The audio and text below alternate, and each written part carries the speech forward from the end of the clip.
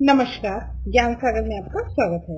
आज हम कक्षा 7 के हिंदी पाठ्य पुस्तक महाभारत कथा के भाग 21 यक्ष प्रश्न चलाए।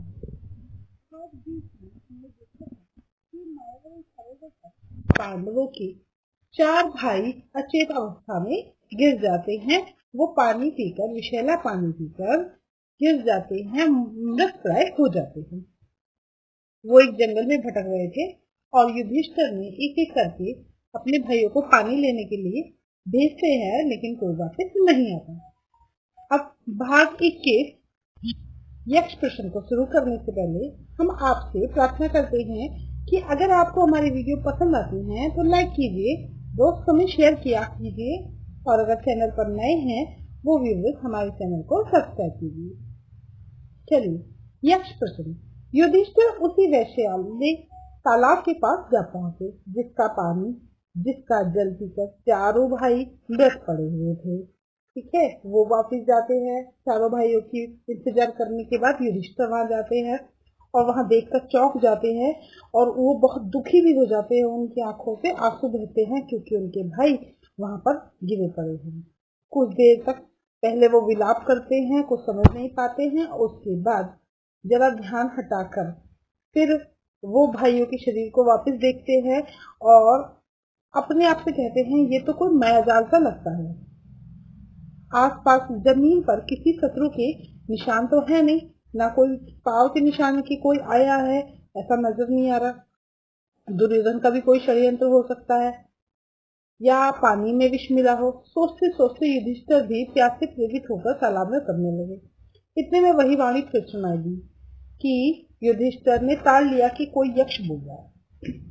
उन्होंने बात मान ली और बोले, आप प्रश्न कर सकते हैं। यक्ष ने कई प्रश्न किए जिनके उत्तर युधिष्ठिर ने दे दिए।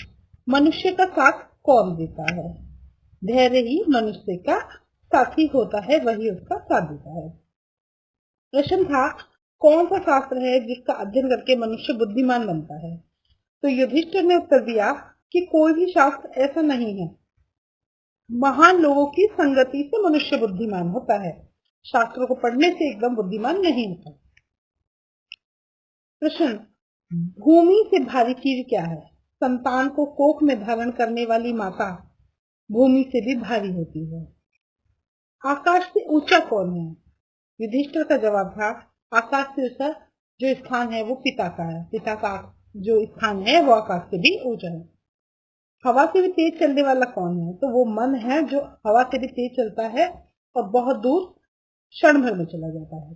घास से भी छोटी चीज, तुच्छ चीज क्या है? तो वो चिंता है।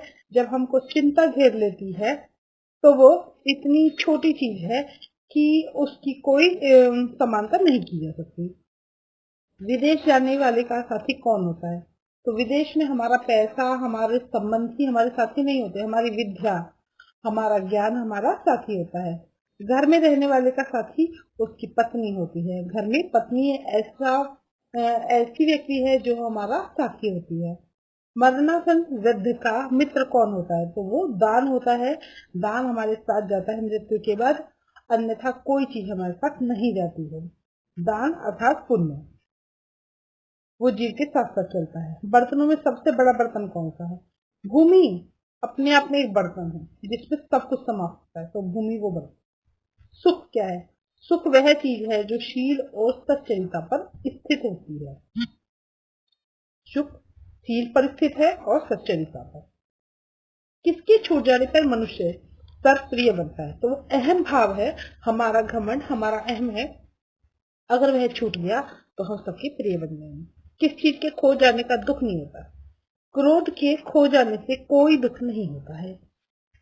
अगला प्रश्न यक्ष ने किया, किस चीज को गवाकर मनुष्य धनी बनता है? तो लालच है। अगर आप संतुष्ट हो गए, लालच खत्म हो गया तो आप सुखी हो जाओगे, धनी हो जाओगे। संसार में सबसे बड़े आश्चर्य की बात क्या है? ये अंतिम प्रश्न था। संसार में हम रोज देखते हैं कि लोग मर जाते हैं। हमारी आंखों के सामने जाने कितने प्राणियों को मृत्यु मुंह में अपने ले जाती है, अर्थात लोग मर जाते हैं। फिर भी हम प्राणी जो जिंदा हैं, जीवित हैं, वो चाहते हैं कि हम अमर रहे, हमेशा रहे, हम मरने से डरते।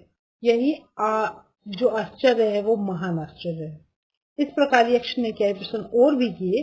युधिष्ठिर ने सबके ठीक ठीक उत्तर दिए। अंत में यक्ष ने बोला, राजन, मैं तुम्हारे मृत भाइयों में से किसी एक को जीवित कर सकता हूँ, जिसको भी चाहो जीवित हो जाएगा। युधिष्ठिर ने पल भर सोचा किसे जीवित कराऊं और थोड़ी देर रुककर बोले, मेरा छोटा भाई नकुल जी उठे। युधिष्ठिर के इस प्रकार बोलते ही यक्ष सामने ही प्रकट हो गया और बोला, युधिष्ठिर, 10,000 हाथियों का बल रखने वाले भीम को छोड़कर तुमने नकुल को जीवित कराना क्यों ठीक समझा? युधिष्ठिर ने कहा, यक्षराज, मैंने जो नकुल को जीवित करवाना चाहा, इसका कारण यह है कि मेरे पिता की 2 पत्नियां थी। एक कुंती, जिनका तो पुत्र मैं हूँ और जीवित हूँ। अब रही मांद्री का पुत्र सहदेव और नकुल है, तो मैं नकुल को जीवित करा देता हूँ। इससे मेरी जो दोनों माताओं से पक्षपात नहीं होगा। तो ये बात जब पक्षपात से रहित प्यारे पुत्र कहकर फिर यक्ष ने कहा कि तुम्हारे चारों भाई ही जी उठेंगे, क्योंकि वो उससे बहुत खुश हो गया। युधिष्ठिर के सद्गुणों से मुग्ध होकर उन्हें यक्ष ने छाती से लगा लिया और आशीर्वाद देते हुए कहा कि 12 वर्ष के वनवास की अवधि पूरे होने में अभी थोड़े दिन ही बाकी रह गए हैं। 12 वर्ष तक जो तुम्हें आज्ञावार करना है वह भी सफलता से पूरा हो जाएगा। तुम्हें और तुम्हारे भाइयों को कोई नहीं पहचान सकेगा।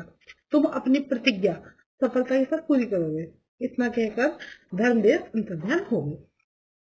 अब वनवास की कठिनाइयां पांडवों ने धीरज के साथ तो झेल ली। अर्जुन इंद्रदेव से दिव्यास्त्र प्राप्त करके वापस आ गया। भीमसेन ने भी सुगंधित फूलों वाले सरोवर के पास हनुमान से भेंट कर ली थी। उनका आलिंगन प्राप्त करके 10 गुना अधिक शक्तिशाली हो गया। मायावी सरोवर के पास युधिष्ठिर ने स्वयं धर्मदेव के दर्शन किए, उनसे गले मिलने का सौभाग्य प्राप्त किया। वनवास की अवधि पूरी होने पर युधिष्ठिर ने ब्राह्मणों की अनुमति ली। उन्हें और अपने परिवार को अन्य लोगों से कहा कि वे नगर लौट जाएं। युधिष्ठिर की बात मानकर सब लोग नगर लौट गए। ये खबर उड़ गई कि पांडव हम लोगों को आधी रात में सोया हुआ छोड़कर न जाने कहां चले गए। यह सुनकर लोगों को बड़ा दुख हुआ। इधर पांडव वन में एकांत स्थान पर बैठकर आगे के कार्यक्रम पर सोच विचार करने लगे। युधिष्ठिर ने अर्जुन से पूछा, अर्जुन बताओ, यह 13वां वर्ष किस देश में और किस तरह बिताया जाए? अर्जुन ने जवाब दिया, महाराज, इसमें कोई संदेह नहीं कि हम 12 महीने बड़ी सुगमता पूर्वक के साथ इस प्रकार बिता सकेंगे जिसमें किसी को भी हमारी असलियत परिचय नहीं होगा। अच्छी बात है। अच्छी यही होगा कि हम सब एक साथ ही रहे। कौरवों के देश के आसपास पांचाल, मत्स्य, विदेह, बाल्की, दशाल, यानी कितने ही ऐसे देश हैं जिनमें आप अपनी पसंद करके वहां जाकर रह जाएंगे। यदि मुझसे पूछा जाए तो मैं कहूंगा कि मत्स्य देश में जाकर रहना ठीक होगा। इस देश के जो राजा है वो विराट है। विराट नगर बहुत सुंदर है, समृद्ध है। मेरी तो ऐसी राय कि आप जो चाहे वो उचित हो वो कर लो। तो युधिष्ठिर ने कहा, मत्स्य अधिराज राजा विराट बड़े शक्ति संपन्न है। दुर्योधन की बातों में वे आने वाले तो है नहीं, अतः राजा विराट की यहाँ छिपकर रहा जा सकता है। इस प्रकार कहानी का 21वां भाग समाप्त होता है। कहानी का 22वां भाग अज्ञातवास हम इसी वीडियो में करेंगे। हम भाग 22 शुरू करें इससे पहले हम आपसे प्रार्थना करते हैं कि अगर आपको हमारी वीडियो पसंद आती है तो प्लीज लाइक कीजिए, करें, दोस्तों में शेयर करें और जो लोग चैनल पर नए हैं वो चैनल को सब्सक्राइब करके जाएं। पांडवों ने 12 वर्ष निकाल दिए। अब अज्ञातवास शुरू हो जाता है। अज्ञातवास सब अपना अपना भेष बदलकर राजा विराट के यहाँ चाकरी करने के लिए गए। तो विराट ने उन्हें अपना नौकर बनाकर रखना उचित नहीं समझा। हर एक के बारे में उनका यही विचार था कि ये तो राज करने योग्य प्रतीत होते हैं। मन में शंका तो हुई, पर पांडवों के बहुत आग्रह करने और विश्वास दिलाने पर राजा ने उन्हें अपनी सेवा में ले लिया। पांडव अपनी पसंद के कामों में नियुक्त हो गए। युधिष्ठिर कंक के नाम से विराट के दरबारी बन गए और राजा के साथ चौपड़ खेलकर दिन बिताने लगे। भीमसेन बल्लभ के नाम से रसोई का मुखिया बनकर रहने लगे। वह कभी कभी मशहूर पहलवानों से कुश्ती लड़कर या हिंसक जंतुओं को वश में करके राजा का दिल बहला लिया करते थे। अर्जुन स्त्री के वेश में वर्णना के नाम से रणवास की स्त्रियों, खास करके विराट की कन्या उत्तरा और उसकी सहेलियों और दास दासियों को नाच गाना बजाना सिखलाने लगा। नकुल ग्रंथिक नाम से घोड़ों को साधने और उनकी बीमारियों का इलाज करने, उनकी देखभाल करने में की चतुरता में परिचय देते हुए राजा को खुश करता रहा। सहदेव तंतीपाल के रूप में गाय बैलों की देखभाल करता रहा। पांचाल राजा की पुत्री द्रौपदी, पांचाल राज की पुत्री द्रौपदी, जिसकी सेवा टहल के लिए कितनी ही दासियां रहती थी, अब अपने पतियों की प्रतिज्ञा पूरी करने हेतु दूसरी रानी की आज्ञाकारिणी दासी बन गई। विराट की पत्नी सुदेशा की सेवा शुश्रूषा करती हुई रणवास में सिरंधी के नाम से काम करने लगी। रानी सुदेशड़ा का भाई कीचक बड़ा ही बलिष्ठ था, प्रतापी वीर था। मत्स्य देश की सेना का वही नायक बना हुआ था और अपने कुल के लोगों के साथ लेकर कीचक ने बूढ़े विराट राज की शक्ति और सत्ता पे खूब वृद्धि कर ली थी। कीचक की धाक लोगों पर जमी हुई थी। लोग कहा करते थे कि मत्स्य देश का राजा तो कीचक है, विराट नहीं। यहाँ तक कि स्वयं विराट भी कीचक से डरते थे, उनका कहा मानते थे। जब से पांडवों के 12 बरस का वनवास की अवधि पूरी हुई, तभी से दुर्योधन के गुप्तचरों ने पांडवों की खोज करनी शुरू कर दी थी। इन्हीं दिनों हस्तिनापुर में कीचक के मारे जाने की खबर फैल गई। यह खबर पाते ही दुर्योधन का माथा ठंडा होना हो कीचक का वध भीम ने किया हो, यह दुर्योधन का अनुमान था। उसने अपना यह विचार राजसभा में प्रकट करते हुए कहा, मेरा ख्याल है पांडव विराट के नगर में ही छिपे हुए हैं। मुझे तो यही ठीक लगता है कि मत्स्य देश पर हमला कर देना चाहिए। यदि पांडव वहां होंगे तो निश्चय विराट की तरफ से हमसे लड़ने आएंगे। यदि हम अज्ञातवास की अवधि पूरा होने से पहले उनका पता लगा लेंगे तो शर्त के अनुसार 12 वर्ष के लिए फिर से वनवास करना होगा। यदि पांडव विराट के यहाँ ना भी हुए तो हमारा कुछ नहीं बिगड़ेगा, हमारे तो दोनों हाथों में लड्डू है। दुर्योधन की ये बात सुनकर त्रिगर्त देश का जो राजा था सुशर्मा उठा और बोला, राजन, मत्स्य देश के राजा विराट मेरे शत्रु हैं। कीचक ने भी मुझे बहुत तंग किया है। इस अवसर का लाभ उठाकर मैं उनसे अपना पुराना वैर चुका लेना चाहता हूँ। कर्ण ने सुशर्मा की बात का अनुमोदन किया। फिर सबकी राय से यह निश्चय किया गया कि विराट के राज्य पर राजा सुशर्मा दक्षिण की ओर से हमला करे और विराट अपनी सेना लेकर उसका मुकाबला करने जाए। तब ठीक इसी मौके पर उत्तर की ओर से दुर्योधन अपनी सेना लेकर अचानक विराट नगर में छापा मार देंगे। इस योजना के साथ राजा सुशर्मा ने दक्षिण की ओर से मत्स्य देश पर आक्रमण कर दिया। अब मत्स्य देश के जो दक्षिण हिस्से पर थी त्रिगर्त राज की सेना वो छा गई। गायों के झुंड सुशर्मा की सेना के कब्जे में आ गए। जो कनक है यानी युधिष्ठिर, जो कनक नाम से विराट के साथ था, वो उसको सांत्वना देते हुए कहता है कि राजन चिंता न करें, मैं अस्त्र शस्त्र सिखाऊंगा। मैंने सोचा कि आपके रसोई वल्लभ अश्वपाल ग्रंथिक और तिंतीपाल भी बड़े कुशली योद्धा है। मैं कवच पहनकर रथारूढ़ हो जाऊंगा और युद्ध क्षेत्र में चला जाऊंगा। आप भी उनको आज्ञा दे दो और वो भी मेरे साथ चले। सबके लिए रथ और शस्त्रार्थ की आज्ञा दे दीजिए। यह सुनकर विराट खुश हो गए और उन्होंने उनको आज्ञा दे दी। रथ तैयार हो गए। अर्जुन को छोड़कर सभी पांडव उन पर चढ़कर विराट और उनकी सेना के साथ सुशर्मा से लड़ने चले गए। राजा सुशर्मा और विराट की सेनाओं में घोर युद्ध हुआ। तब राजा विराट बंदी बना लिए गए थे तो उनकी सारी सेना तितर बितर हो गई। सैनिक भागने लगे। यह हाल देखकर युधिष्ठिर भीमसेन से बोले, भीम, विराट को अभी छुड़ा कर लाना होगा और सुशर्मा को दर चूर करना होगा। यदि तुम सदा की भांति सिंह की तरह गर्जना करने लग जाओगे तो शत्रु तुम्हें तुरंत पहचान लेंगे। इसलिए सामान्य लोगों की तरह चुपचाप जाओ, धनुष बाण के सहारे लड़ना ठीक रहेगा। अब आज्ञा मान ली भीम ने और रथ पर से ही सुशर्मा की सेना पर बाणों से बौछार करने लगा। थोड़ी देर की लड़ाई के बाद भीम ने विराट को छुड़ा लिया और सुशर्मा को ही कैद कर लिया। सुशर्मा की पराजय की खबर जब विराट नगर पहुंची तो नगर वालों ने नगर को खूब सजाया। उनका राजा छुट के आ गया था और सुशर्मा बंदी हो गया था। नगर में बहुत आनंद मनाया गया। विजयी राजा विराट का जो स्वागत हुआ शहर के बाहर तक चल पड़ा। ठीक है, उधर नगर के लोग विजय की खुशियां मना रहे थे, राजा की इंतजार कर रहे थे। उधर उत्तर की ओर से दुर्योधन ने तबाही मचा दी, यानी उत्तर की ओर से दुर्योधन ने हमला बोल दिया। राजकुमार उत्तर तो बिल्कुल डर गया और कांप रहा था। उसने बृहन्नला से कहा, बृहन्नला मुझे बचाओ इस संकट से, मैं तुम्हारा बड़ा उपकार मांगूंगा। इस प्रकार राजकुमार उत्तर को भयभीत और घबराया हुआ जानकर बृहन्नला ने उसे समझाते हुए कहा, हौसला बढ़ाते हुए कहा, राजकुमार घबराओ नहीं, तुम तो सिर्फ घोड़ों को का जो है ना राज संभाल लो, जो उसकी लगाम है वो संभाल लो। इतना कहकर अर्जुन ने उत्तर को सारथी के स्थान में बैठा दिया, उसके हाथ में पकड़ा दी, लगाम पकड़ा दी, राज पकड़ा दिया। और आचार्य द्रोण ये सब दूर से देख रहे थे, उनको विश्वास हो रहा था कि अर्जुन ही है। उन्होंने इस बात को इशारे से भीम को भी जता दी। यह चर्चा सुनकर दुर्योधन कर्ण से बोलता है कि हम इस बात से क्या मतलब है कि औरत के बीच में कौन है, मान लीजिए अर्जुन ही है, फिर भी हमारा तो उससे काम ही बनता है ना।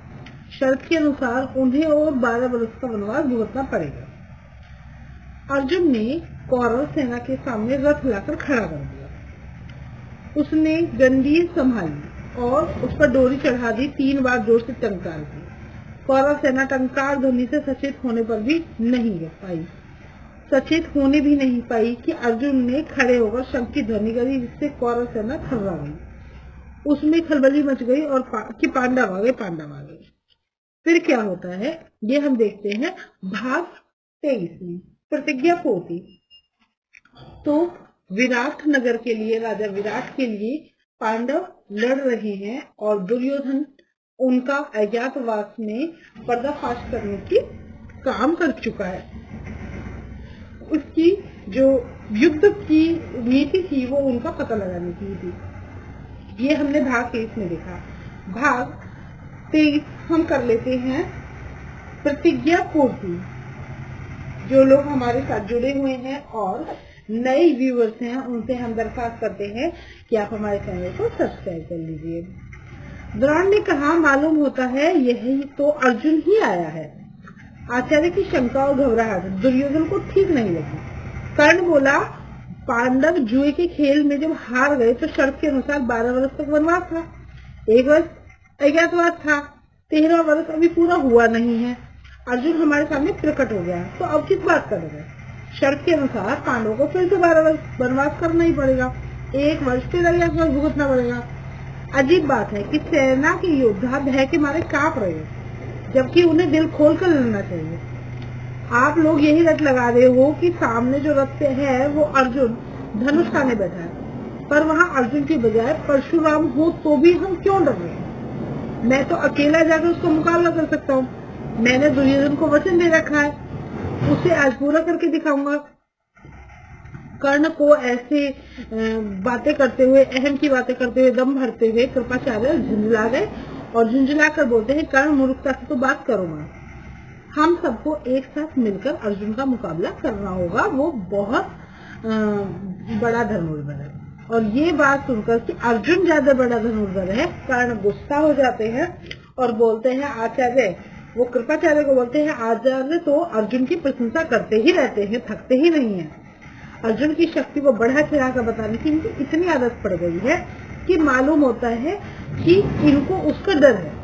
ठीक है, अर्जुन को ये ज्यादा प्यार करते हैं और अर्जुन से डरते हैं। जो भी हो, वो कहता है मैं अकेला इस पे डट जाऊंगा और अर्जुन की सामना कर सकता हूँ, क्योंकि मैं परशुराम का भी सामना करने की सामर्थ्य रखता हूँ। जब कर्ण ने आचार्य की ये चुटकी ली तो कृपाचार्य के भांजे अश्वत्थामा से बहाने गए। वह बोला, कर्ण, किया तुमने कुछ भी नहीं है और कोरे डेंगे मारने में समय गंवा रहे हो। इस प्रकार कौरव सेना के वीर आपस में ही वाद विवाद करके झगड़ा करने लगे। भीम इस बात से खिन्न हो गए, गुस्सा हो गए, चिढ़ गए। वो बोले, आपस में वैर विरोध या झगड़े का समय तो है नहीं, यहाँ युद्ध क्षेत्र में हम खड़े हैं, अभी सबको एक साथ मिलकर शत्रु का सामना करना है ना। पितामह के इस प्रकार समझाने पर कर्ण, अश्वत्थामा जो आदि वीर थे उत्तेजित हो रहे थे शांत हो गए। सबको शांत देखकर भीष्म दुर्योधन से बोलते हैं, बेटा दुर्योधन, अर्जुन प्रकट हो गया है, यह ठीक है, और प्रतिज्ञा का समय कल ही पूरा हो चुका है। ठीक है, चंद्र और सूर्य की गति, वर्ष, महीने और पक्ष विभाग के परस्पर संबंध को अच्छी तरह से जानने वाली मेरे कथन की पुष्टि करेंगे। प्रत्येक वर्ष में एक जैसे महीने नहीं होते। मालूम होता है कि तुम लोगों की गणना में कोई भूल हुई है, इसलिए तुम्हें भ्रम हुआ है। जैसे ही अर्जुन ने गंडीव धनुष की टंकार की थी, मैं समझ गया कि प्रतिज्ञा की अवधि पूरी हो गई है।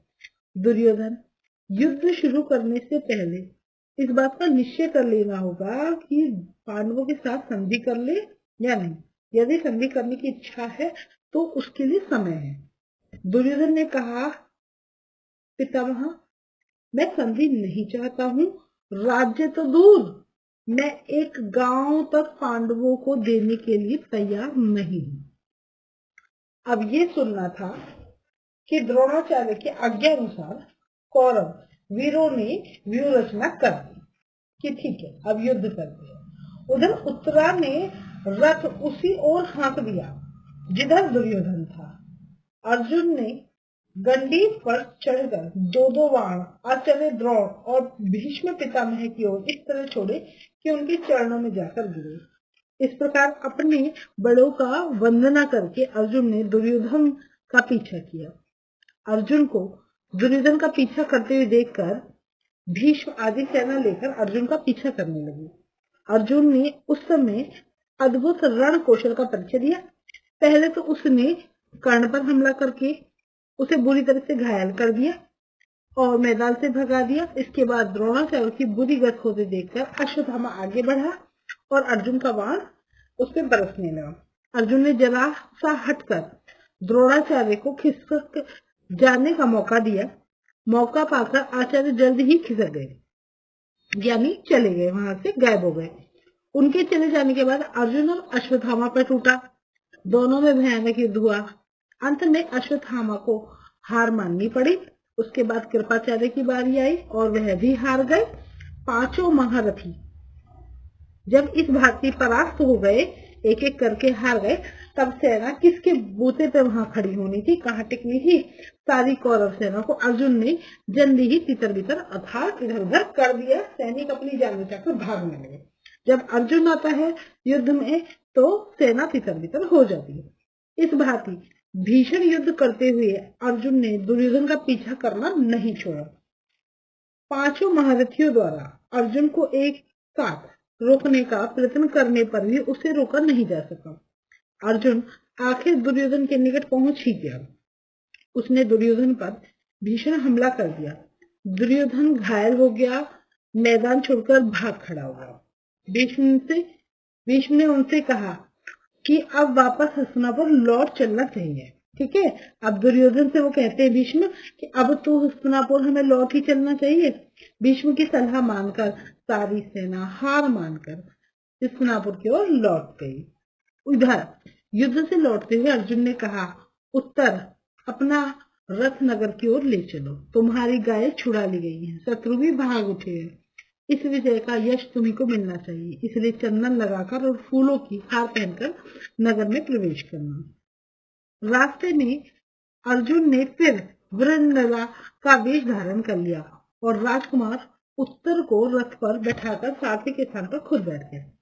उन्होंने विराट नगर की ओर कुछ दूतों को यह आज्ञा देकर भेज दिया कि जाकर घोषणा कर दो कि राजकुमार उत्तर की विजय हो गई है। कौरवों की पांडव जो सेना है वो भाग गई है और हम विजयी होकर आ रहे हैं। तो इस प्रकार पांचों पांडवों ने वनवास की, अज्ञातवास की जो प्रतिज्ञा थी वो पूरी करी और अपने यश कौशल से विराट नगर की रक्षा भी करी। आज हम यहीं तक कराएंगे। भाग 24 अगले वीडियो में बनाएंगे। आशा करते हैं आपको हमारी वीडियो पसंद आ रही है। वीडियो पसंद आ रही है तो लाइक कीजिए, दोस्तों में शेयर कीजिए और चैनल पर नए हैं तो चैनल को प्लीज सब्सक्राइब कीजिए।